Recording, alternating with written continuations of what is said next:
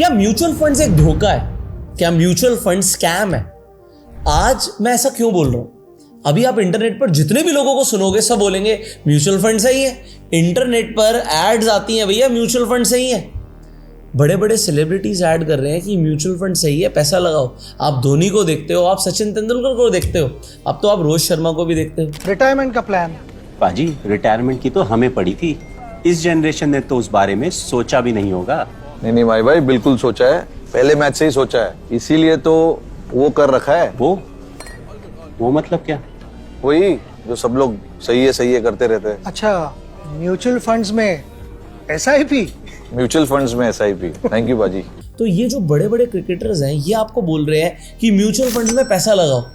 Okay, इन्हें पैसा कौन दे रहा है और क्या इसमें इनका कुछ फायदा है? आपका क्या कोई नुकसान है जो आपको पता नहीं है अभी तक? आपको कोई नहीं यार, म्यूचुअल फंड में तो रिटर्न बनती है, लॉन्ग टर्म में इन्वेस्टमेंट मैंने किया म्यूचुअल फंड में और मुझे दिख रहा है कि मैं SIP करता जा रहा हूँ और कुछ ना कुछ रिटर्न बन रही है। और हर बंदा इंटरनेट पर खोल के दिखा देता है SIP कैलकुलेटर, देखो इनकी वेबसाइट पर भी होगा।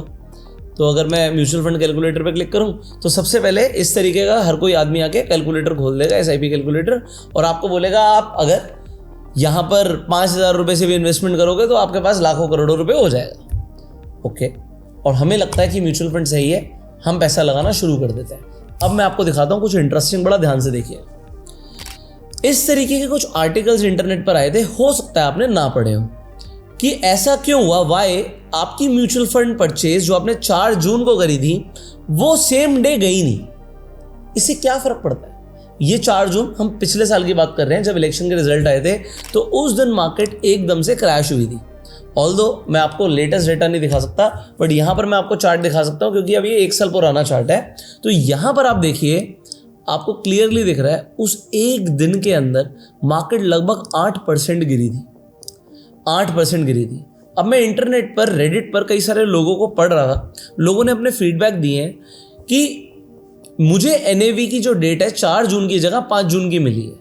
अब इससे कितना ही फर्क पड़ता है ये देखिए। ये जो मार्केट 8% गिरी थी, अगर किसी ने बॉटम पे इन्वेस्टमेंट किया होता तो अगले ही दिन की क्लोजिंग तक मार्केट लगभग 6% बढ़ गई थी। जो FD का 6% का रिटर्न आता है वो आपको एक दिन में मिल सकता था, बट लोगों का नुकसान हुआ है क्योंकि वो इन्वेस्टमेंट तो यहां पे करना चाहते थे और ये 6% की पूरी रिटर्न उनकी मिस हुई है। आज मैं आपको स्टेप बाय स्टेप, आप ये मान लो मैं पूरी पोल खोल दूंगा कि म्यूचुअल फंड्स क्यों गलत है और आपके लिए सही क्या है जो आपको लोग नहीं बताएंगे। ठीक है, तो इस वीडियो को आप एंड तक देखिएगा अगर आप अपना पैसा बचाना चाहते हैं, पैसा बढ़ाना चाहते हैं। और एग्जैक्टली मैं आपको बताने वाला हूं क्यों मैंने अपने सारे म्यूचुअल फंड्स को रिडीम कर दिया और अब मैं कहां पर इन्वेस्टमेंट करता हूं। आपको जानकर बड़ी हैरानी होगी कि आप कितना पैसा बचाने वाले हो। So you will thank me later after watching this video, but अभी यहाँ पर इन सज्जन की बात को पढ़ते हैं। इन्होंने बोला कि इन्होंने 3 फंड्स में इन्वेस्टमेंट किया 4 जून को और 12:20 पर इन्होंने ड्यूरिंग द क्रैश 3 फंड्स में अपने पैसे लगा दिए।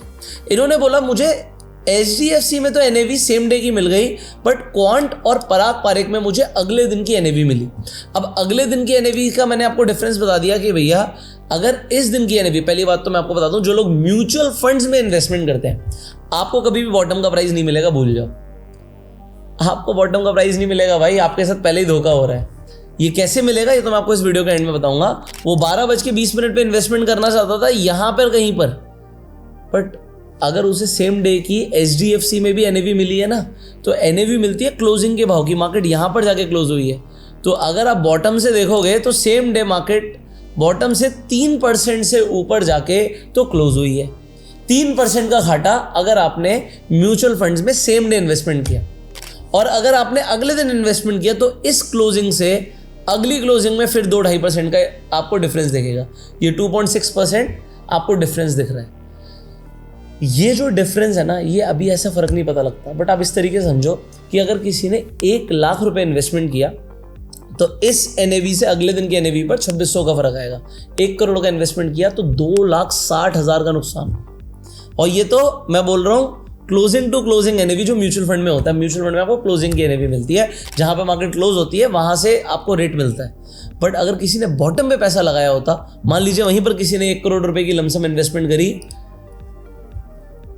सेम डे करी, हो गई, जो तरीका मैं बताऊंगा तो 6 लाख का मुनाफा। वरना 6 लाख का नुकसान। अभी मैं जो बोल रहा हूँ ये आपको हो सकता है भी सिग्निफिकेंट ना लगे, क्योंकि लोग बोलेंगे हम तो म्यूचुअल फंड में लॉन्ग टर्म के लिए इन्वेस्टमेंट करते हैं, हमें कोई फर्क नहीं पड़ता, हमें तो जो क्लोजिंग पे रेट मिलता है हम तो चुपचाप से रख लेते हैं। ओके, अगर आप अभी तक ऐसा कर रहे थे तो वेल एंड गुड, बट आप इस वीडियो को एंड तक देखिएगा, आपको समझ आएगा आपको करना क्या है। ओके, सो यहाँ पर देखिए, ये सिर्फ इन्हीं के साथ नहीं हुआ, यहाँ पर और लोग भी अपना एक्सपीरियंस बताएंगे। ये कह रहे हैं भैया मैं तो सेबी में कंप्लेंट करने वाला हूँ, और कैसे सेबी में कंप्लेंट करनी है ये देखो मैं आपको पूरा दिखा रहा हूँ कि आपको पूरे स्टेप्स यहाँ पर इन्होंने बताए हुए हैं कि किस तरीके से आपको सेबी में जाके कंप्लेंट करनी है। तो इन्होंने बताया कि भाई मेरे साथ भी सेम इशू आया ज़ीरोधा के अंदर, मैंने कट ऑफ टाइम से पहले खरीदा था, इन्होंने 1249 पर जाके खरीदा था, अब इनके पास प्रूफ होगा इसका, और ये बोलते हैं कि ये कट ऑफ टाइम से पहले मतलब 2 बजे से पहले ऑर्डर हमने प्लेस कर दिया था, बट यहाँ पर बोल रहे हैं कि ज़ीरोधा ने मेरा ऑर्डर 2 बजे के बाद प्लेस किया।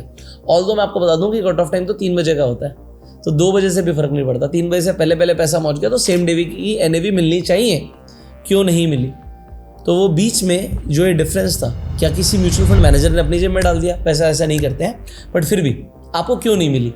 तो ये इशू बहुत सारे लोगों के साथ आया और लोगों ने कंप्लेंट करी इसकी सोशल मीडिया पर, हो सकता है सेबी को भी करी हो, बट किया कुछ नहीं है ना, सेबी ने किसी के लिए कुछ किया नहीं। ऐसा कोई भी मुझे केस नहीं देखा जहां पर लोगों को ये बोला गया कि ठीक है जी हम आपको पिछले दिन की एनएवी दे रहे हैं, लोगों को बोला गया तुम्हारी ही गलती है, तुमने म्यूचुअल फंड में इन्वेस्टमेंट की है। एनीवेज, सो मैंने आपको यहाँ पर एक चीज़ बताई अभी कि आपको सेम डे की एनएवी नहीं मिलती। अब आपको करना क्या है और क्या चीज़ सस्ती पड़ेगी इसे समझते हैं, ठीक है? तो मैंने अपने सारे म्यूचुअल फंड्स को रिडीम क्यों किया? क्योंकि मैं सिंपली एनएससी की वेबसाइट पर गया, सिंपल एनएससी ETFs आप डाल दीजिए। सो नेशनल स्टॉक एक्सचेंज के ऊपर जितने भी ETFs लिस्टेड हैं वो आपको यहाँ पर दिख जाएंगे। अब ETFs क्या होते हैं? ETF भी म्यूचुअल फंड ही होते हैं। पहले तो मैं आपको बता दूं ETF is also a mutual fund, तो ये कुछ चेंज नहीं है, बस सस्ता है। और इसका सबसे बड़ा फायदा क्या है? इसकी फुल फॉर्म में इसका फायदा है, ETF की फुल फॉर्म होती है एक्सचेंज ट्रेडेड फंड, तो ये एक्सचेंज पर ही ट्रेड होता है। अब चलते हैं, आप निफ्टी को खरीदना चाहते थे, मैं यहाँ पर निफ्टी 20 पर चला जाता हूँ, और जितने भी म्यूचुअल फंड्स में आप इन्वेस्टमेंट करते हो उन ज़्यादातर म्यूचुअल फंड्स के ETFs अवेलेबल हैं। सो हम थोड़े से पुराने डेटा पर ही जाएंगे, लेटेस्ट डेटा पे बात नहीं करेंगे।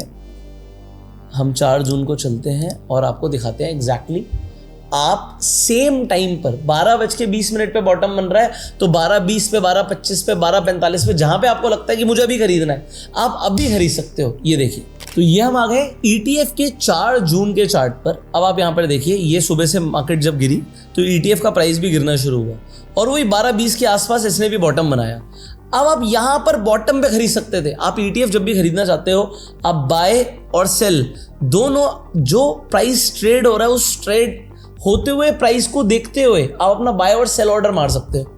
तो अगर किसी को यहाँ पर खरीदना था और आपको मान लीजिए लिमिट ऑर्डर मारना था, तो आप यहाँ पर जाते और आप यहाँ पर प्राइस डाल देते लिमिट का कि मुझे 247 का प्राइस आएगा, तो मुझे यहाँ पर मान लीजिए आपको 1000 क्वांटिटी खरीदनी है, तो आप वो डाल सकते हैं कि मुझे कितनी क्वांटिटी खरीदनी है, आप खरीद सकते थे। सो यहाँ पर एक्सचेंज ट्रेडेड फंड में फायदा क्या होता है? पूरी की पूरी ट्रांसपेरेंसी, कोई कंप्लेंट नहीं। आपने जिस टाइम पर सौदा डाला, आप मार्केट ऑर्डर मारना चाहते हो, लिमिट ऑर्डर मारना चाहते हो, दोनों मार के छोड़ सकते हो।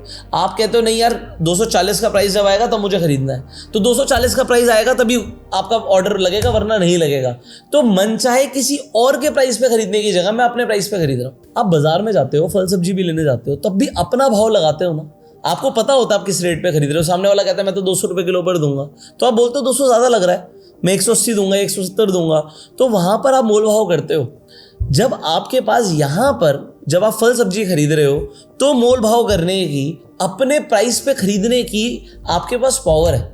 तो जब आप स्टॉक्स खरीद रहे हो, आप म्यूचुअल फंड के अंदर भी अलग अलग शेयर्स में पैसे लगा रहे हो, ETF में भी आप अलग अलग शेयर्स में पैसे लगा रहे हो, तो आप जो भाव पे खरीदना चाहोगे उस भाव पे खरीद सकते हो। आप मान लीजिए फल वाले ने एकदम से सस्ता कर दिया कि नहीं मैं तो 100 रुपये किलो पे बेच रहा हूँ, आप कहोगे अभी मुझे दे दे, और थोड़ी देर बाद उसका मन किया नहीं अब तो मैं 150 रुपये किलो पे बेचूंगा। तो कहने का मतलब क्या है, जब आपको ठीक लग रहा है तब आप कर सकते हो। दूसरी चीज, अब सिमिलरली आपको लगता है कि भाव बहुत ज्यादा बढ़ गया है, मुझे अभी बेचना है, मान लीजिए आपने यहाँ पे कहीं खरीदा, आप कहते हो मुझे यहाँ पर जाके बेचना है, तो आप यहाँ पर सेलिंग का ऑर्डर खुद से लगा सकते हो ना कि मुझे बेचना है, मुझे जितनी भी क्वांटिटी बेचनी है मुझे अपने भाव पे बेचनी है। कि मान लीजिए 252 का रेट आया तो मैं बेचूंगा, तो जब 252 का रेट आएगा तभी बिकेगा। बट अगर आप म्यूचुअल फंड बेचने जाओगे आपके पास ये पावर ही नहीं है, दे मेक यू पावरलेस कि बस हम पे ट्रस्ट करो। देखो जितने भी म्यूचुअल फंड मैनेजर्स हैं, मुझे दिखता है कि वो म्यूचुअल फंड मैनेजर्स आपके पैसे पे तो ऐश कर रहे हैं, वो तो गोल्फ खेलने जाते हैं, और आप लोग 9 to 5 जॉब कर रहे हो, बाइक पे कहीं घूम रहे हो, गाड़ियों में घूम रहे हो, बस में धक्के खा रहे हो, और आप सोच रहे हो SIP करूंगा अपने बच्चों के लिए। अब आपको यहाँ पर मैं एक और हिडन ट्रुथ बताने वाला हूँ, ये कोई नहीं बताएगा। आप स्क्रीनर पर जाइएगा, आप म्यूचुअल फंड स्क्रीनर पर जाइए, स्टार्ट स्क्रीनिंग पे क्लिक कीजिए। अब यहाँ पर बड़े ध्यान से देखिएगा, आप किसी भी म्यूचुअल फंड पर जाते हैं तो आपको यहाँ पर राइट में दिखता है एक्सपेंस रेशियो। ये आपकी जेब से पैसा कट रहा है, यहाँ पर जो भी लिखा हुआ है 0.63, मतलब 0.63% पैसा कट जाएगा। ये कितना कटता है, कब कटता है, ये मैं आपको बताऊंगा। लोगों को इसमें भी गलतफहमी है। 2.58% तक पैसा कट रहा है, तो आप पहले इसे समझिए कटता कैसे है। आप मान लीजिए आप 1 लाख रुपए का म्यूचुअल फंड खरीद रहे हो, मान लेते हैं यही वाला फ्लेक्सी कैप फंड आप खरीद रहे हो। तो लोगों को पहले तो ऐसा लगता है कि भाई यहाँ पर मेरे सीधा 2.5%, मतलब अगर आप 1 लाख का खरीद रहे हो तो 2,500 रुपये कट के इन्वेस्ट हो जाएंगे। ऐसा नहीं होता है। एक्सपेंस रेशियो आपका पूरे साल में लगना है ये 2.5%, तो ये हर दिन के हिसाब से कटता है। अगर आप 1 महीने के लिए म्यूचुअल फंड में इन्वेस्टेड हो तो वो 2.5% डिवाइड बाय पूरे साल का आप डेज लगा लीजिए, 365 डेज, और जितने दिन के लिए आपने उस म्यूचुअल फंड को होल्ड किया, मान लीजिए आपने 30 दिन के लिए होल्ड किया, तो आपको इफेक्टिव वहां पे रेट लग जाएगा। अब मैं आपको इसके आगे कुछ ऐसा शॉकिंग ट्रुथ बताने वाला हूं कि आपके होश उड़ जाएंगे। देखिए, मैं खुद एक MFI certified mutual fund distributor हूं। मैं खुद आपको म्यूचुअल फंड बेच सकता हूं, और म्यूचुअल फंड बेचने पर कितनी कमाई होती है ना, ये मैं आपको अगली वीडियो में बताऊंगा। आपके होश उड़ने वाले हैं। अभी सिर्फ एक्सपेंस रेशियो, एग्जिट लोड, ये लोगों को पता होता है, बट रियल कमाई म्यूचुअल फंड डिस्ट्रीब्यूटर्स की क्या है वो मैं आपको रिवील करूंगा अगली वीडियो में। जब मैं किसी कंपनी में, मतलब आपको पता है म्यूचुअल फंड की बहुत सारी कंपनीज हैं, सो जब हम किसी कंपनी से बात करते हैं, किसी कंपनी के आप समझ लो मैनेजमेंट से बात होती है, तो हमें मोटिवेट करते हैं कि म्यूचुअल फंड बेचो, बेचने में आपको कैसे लाखों करोड़ों रुपए आएंगे ये हम आपको बताएंगे। मतलब हमें ट्रेनिंग दी जाती है कि हम कैसे कमाएंगे। वो किसकी जेब से निकलेंगे पैसे? आपकी जेब से। मैं चाहूं तो आपको बेच सकता हूं, मैं तो खुद बोलूं म्यूचुअल फंड में इन्वेस्टमेंट करो, बहुत मजा आएगा, है ना। अपना नीचे लिंक डाल देता हूं म्यूचुअल फंड, बट मैं आपको रियल बताऊंगा। मैंने आपको ETFs बताए, ETF सस्ते हैं, इसके अंदर एक्सपेंस रेशियो सबसे कम होता है 0.05%। एग्जाम्पल निफ्टी 20 की बात करी थी मैंने आपको, और अभी आपको मैं दूसरे म्यूचुअल फंड्स दिखाऊं स्क्रीन पर, तो म्यूचुअल फंड्स में एवरेज तो 0.6, 0.7, 0.8, ये तो है ही 1% का एक्सपेंस रेशियो एवरेज होता है, बट 2.5% तक जाता है। बट आपको यही नहीं पता कि कटता कैसे है। ये 2.5% कटेगा कैसे? ये हर साल कटेगा। कैसे कटेगा? अगली वीडियो में खुल के डिस्कशन करने वाले हैं। सो आई होप आपको समझ आया होगा कि ETF और म्यूचुअल फंड्स में क्या डिफरेंस है। अगर आपको ETF बेटर लगा तो कमेंट में लिखिएगा ETF। फाइनली अगर आप ETF में इन्वेस्टमेंट करना चाहते हैं तो उसके लिए आपको चाहिए होगा एक डीमेट अकाउंट। आप फ्री में जाके अपना डीमेट अकाउंट खुलवा सकते हैं, लिंक आपको डिस्क्रिप्शन और पिन कमेंट में मिल जाएगा। और आपका जब डीमेट अकाउंट खुल जाता है तो आप एफिलिएट इनकम भी अर्न कर सकते हैं। सो आप इन्वेस्टमेंट शुरू कीजिए। अगर आपने म्यूचुअल फंड में इन्वेस्टमेंट करी हुई है, एक भी वीडियो मिस मत करना, क्योंकि म्यूचुअल फंड के ही पैसे को हम कैसे ग्रो करने वाले हैं, आपके पैसे को कैसे बचाने वाले हैं, और दूसरों की जेब में पैसा ना जाए, आपके पैसे बचे और वो कंपाउंड हो, इसे हम डिटेल में सीखने वाले हैं। So do not go anywhere, subscribe this channel, click on the bell icon, share this video to spread the awareness. और अगली वीडियो में जो मैं पोल खोलने वाला हूँ बहुत मजा आने वाला है। Stay tuned.